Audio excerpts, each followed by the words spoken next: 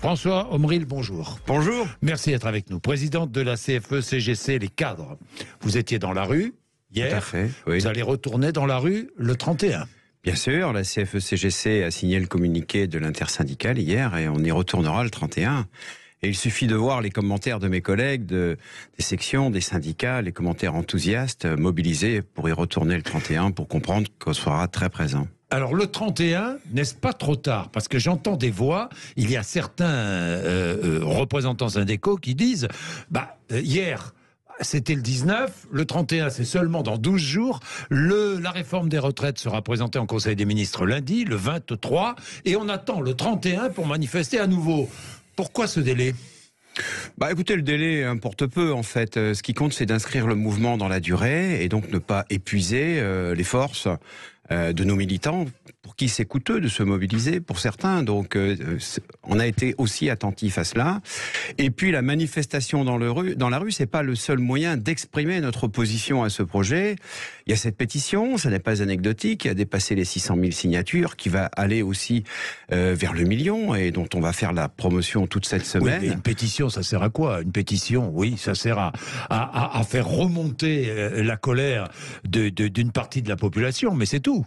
Une pétition, ça doit quand même bien servir à quelque chose, puisque par exemple, quand le gouvernement a fait la réforme du Conseil économique, social et environnemental, elle a prévu justement que à partir de 150 000 signatures, le CESE devait se saisir d'un sujet.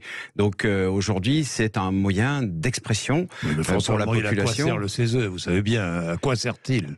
Pas à grand-chose. Enfin, franchement, non. Je donnais ça comme un exemple. Peut-être que vous n'avez pas un bon avis sur le CESE, mais en l'occurrence, c'est pas le... Voilà. Mais je dis, comment, avec le CESE, pourriez-vous faire plier le gouvernement? Non, je veux dire, c'est qu'une pétition, très bien, ou alors c'est une pétition pour organiser un référendum. Alors, ça peut être le cas. Vous demandez un référendum, d'ailleurs. En fait, ça peut être le cas aussi. Pour le coup, effectivement, vous avez raison, l'option du référendum est une option à l'étude. Je ne peux pas vous en dire plus à ce stade. Moi, ce que je crois, c'est que... Vous êtes favorable, vous, ou pas, à la CGC? Moi, je suis toujours favorable à un référendum dès l'instant qu'il est posé dans un cadre constitutionnel et qu'on donne l'occasion à la population de s'exprimer sur un sujet, pour le coup, qui est un sujet d'importance majeure pour le pays. Bien. Donc, le 31, je le disais, certains estiment que c'est trop tard. Vous dites, il faut qu'on s'organise. Ce n'est pas facile de se mobiliser pour beaucoup parce qu'il y a des pertes de salaire, enfin bon. Est-ce qu'on peut vous envisager, je sais pas moi, une grève reconductible? Ou je sais que dans certains secteurs, on va le voir à la SNCF, il y a des préavis de grève qui ont déjà été déposés. Est-ce que vous appelez comme ça à des grèves dans certains domaines, dans certains secteurs, dans certaines entreprises, fonction publique ou privée? Écoutez, non, ça m'embête de ne pas pouvoir répondre à votre question parce que, comme j'ai eu l'occasion de le dire beaucoup hier, l'unité de l'intersyndicale, c'est notre bien le plus précieux. Donc il faut chacun doit s'attacher à le protéger. Et donc moi, je ne vais pas prendre d'initiative dans la parole, dans les propositions qui iraient au-delà de ce que nous avons décidé en intersyndicale. Non, je dis ça parce que vous avez vu, il y a certains syndicats qui appellent à des mouvements de grève avant le 31. Écoutez, il y a des initiatives sectorielles. Moi, je veux croire. Vous le regrettez ou pas? Non, moi, j'allais dire, chacun prend ses responsabilités sur le sujet. Vous savez comment est organisé le monde syndical. Il y a des confédérations. Nous sommes au niveau des confédérations dans une communication unitaire au niveau de l'intersyndicale. Après, il y a certains secteurs pour lesquels il pourra y avoir des initiatives qui sont prises par tel ou tel. Et vous les soutenez ou pas? Moi, je n'ai rien à dire sur le sujet. À la SNCF, préavis de grève déposé à la SNCF, est-ce que la CGC les soutient? Moi, j'ai rien à vous dire sur le sujet. Je prendrai la position que prendra la CFE-CGC, de la SNCF ou de la RATP en l'occurrence. Mais ça, c'est évident. Mais et s'ils sont pas dans l'appel, et si aujourd'hui ils sont pas dans l'appel, je la soutiens pas. Peu importe. Mais j'ai ni à la soutenir ni à la condamner. Ce sont des initiatives que prennent les responsables. Est-ce que vous appelez à la grève, par exemple, à la SNCF? À ce stade aujourd'hui, non. La CGC appelle à la grève à la SNCF? Non, à ce stade aujourd'hui, non. Aujourd'hui, non. Non. Pourquoi? Pourquoi? Et c'est pas à moi qu'il faut poser la question. Moi, vous savez, je fais confiance aux gens qui représentent mon organisation dans telle ou telle entreprise, ici dans la SNCF, et je pense qu'ils ont de bonnes raisons de ne pas l'avoir fait. Un mot sur la réforme des retraites, François Omril. Vous y êtes opposé, au report de l'âge légal de départ à la retraite à 64 ans, mais au-delà de l'âge qui m'intéresse, moi, c'est le niveau des pensions. Les cadres sont de plus en plus touchés par une baisse des pensions de retraite. Comment faire pour éviter que les pensions de retraite ne baissent?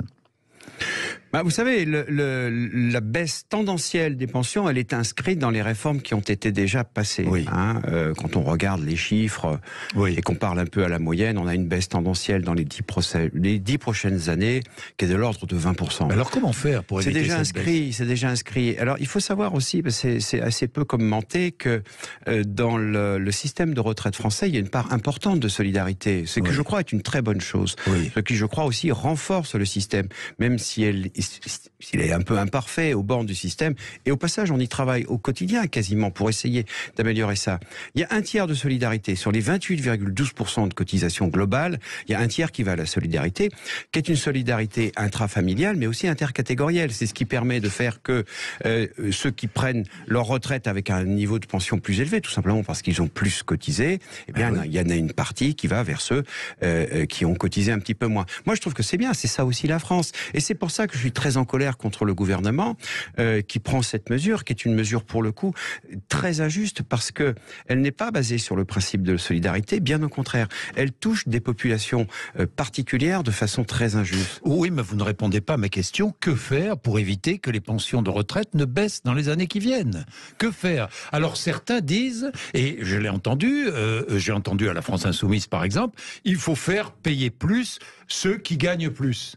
De cotisations, je parle. Augmenter les cotisations de ceux qui gagnent plus. Donc des cadres ou cadres supérieurs. Moi, je pense que... Oui. Pas interpréter en profondeur ces propos. J'aime pas beaucoup commenter les propos des partis politiques parce que j'aime bien rester très indépendant de tout ça. D'ailleurs, vous irez à la manifestation de demain samedi? Non, nous on ne va pas aux manifestations à l'appel des partis politiques. Oui. Mais je vais répondre à votre question. Je crois qu'on se fait une idée fausse de ce que c'est qu'un cadre et de sa rémunération. Vous savez, un cadre, c'est quelqu'un qui, par exemple, est rentré comme agent de maîtrise ou ouvrier dans la métallurgie qui finira sa carrière à une rémunération entre 3 000 et 4 000 euros par mois. Ça peut être aussi un technicien d'une agence bancaire qui a été promu à l'encadrement au cours de sa carrière. Je crois qu'il ne faut pas confondre... Mais j'entends dire que 3 000 à 4 000 euros par mois, c'est beaucoup. Hein. J'entends dire ça, vous aussi. Oui, écoutez, ceux qui considèrent que c'est beaucoup, ils n'ont qu'à faire le parcours professionnel qui amène justement à ces propositions-là. Moi, vous savez, je pense une chose. Je pense que le progrès, ce n'est rien d'autre que l'addition des volontés individuelles de progresser. Et que dans un pays, on tape tout le temps sur les mêmes, c'est-à-dire ceux qui se sont investis dans leurs études moyenne. ou dans leur vie professionnelle, la classe moyenne. Et bien, à force de toujours les matraquer, finalement, on finit par atténuer leur motivation. Et de fait, on coupe les ressorts du progrès. C'est comme ça que fonctionne le système. En tout cas, moi, à la CFE-CGC, pour mon organisation, c'est le modèle de société que je défends. C'est-à-dire une société dans laquelle chacun, dès l'instant qu'elle en a l'envie, les moyens, le désir, peut s'investir dans sa vie professionnelle pour pouvoir progresser. Mais comme vous le savez, il n'y a pas d'effort sans promesse. Donc il faut que ces efforts que les gens font, ils puissent être rétribués, c'est tout. Est-ce qu'une part de capitalisation dans une réforme des retraites vous paraîtrait possible et souhaitable? Elle existe déjà, en fait. Il y a un certain nombre de dispositifs qui sont dits supplémentaires, qui sont basés sur la capitalisation. Moi, je pense fondamentalement que le problème que l'on a avec la capitalisation, c'est qu'il sert des retraites sur une contribution du travail qui n'est pas du tout la même que celle des retraites par répartition. Je m'explique. Quand vous prenez dans une entreprise des cotisations qui sont assises sur les salaires, finalement, vous voyez bien que quand le travail se développe et qu'il est rémunéré, c'est positif pour le revenu des retraités. Quand par contre, il est basé pour le coup sur les produits qui sont servis au capital, c'est l'inverse. C'est-à-dire que l'entreprise, elle a intérêt d'une certaine façon, si elle veut servir plus d'intérêt pour le capital, à réduire la masse salariale. Et donc, d'une certaine façon, la capitalisation, dans son objectif de rendement, elle joue contre le travail. Alors que le régime par répartition, là encore, dans son objectif de rendement, il joue pour le travail. Vous avez deux systèmes qui, d'une certaine façon... le régime par répartition. Puisqu'il y a de moins en moins de cotisants, de moins en moins d'actifs pour de plus en plus de personnes à la retraite.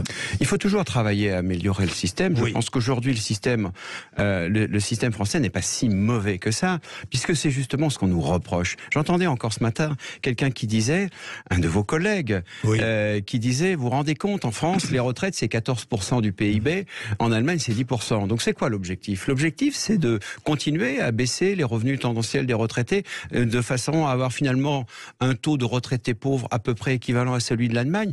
Non, moi je pense pas. Je pense que l'objectif, c'est d'être d'une certaine façon un peu plus exemplaire pour que des gens en Allemagne disent, écoutez, c'est quand même pas normal que nos retraités soient pauvres.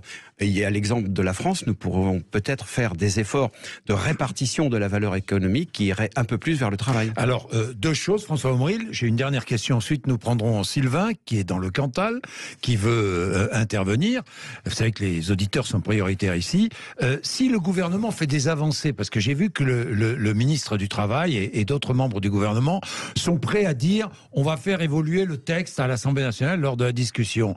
Vous êtes prêts je sais pas, à vous asseoir à nouveau autour d'une table? Vous êtes prêts à je ne sais pas, à lever ces manifestations? Qu'est-ce qu'il faudrait pour... C'est toujours le retrait du report de l'âge légal? Oui, c'est le retrait. Excusez-moi, je vais employer une image pour bien expliquer le point de vue. Vous savez, quand on tente de vous vendre une voiture sans moteur, le concessionnaire, il peut tout autant rajouter des options, vous dire je vais mettre les essuie-glaces automatiques ou des choses comme ça change rien.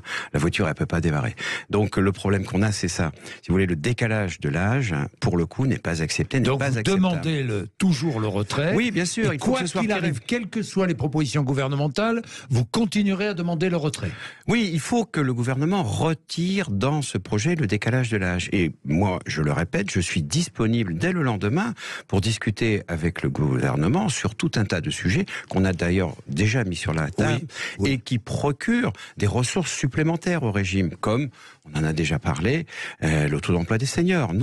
Pour nous, c'est vraiment le sujet prioritaire. Bien, on va prendre Sylvain qui est dans le Cantal. Bonjour Sylvain. Bonjour. Bonjour, que dites-vous Sylvain ? Alors moi, je suis un peu... j'avais appelé ce matin, mais c'est un peu hors sujet par rapport à ce que vous parlez aujourd'hui.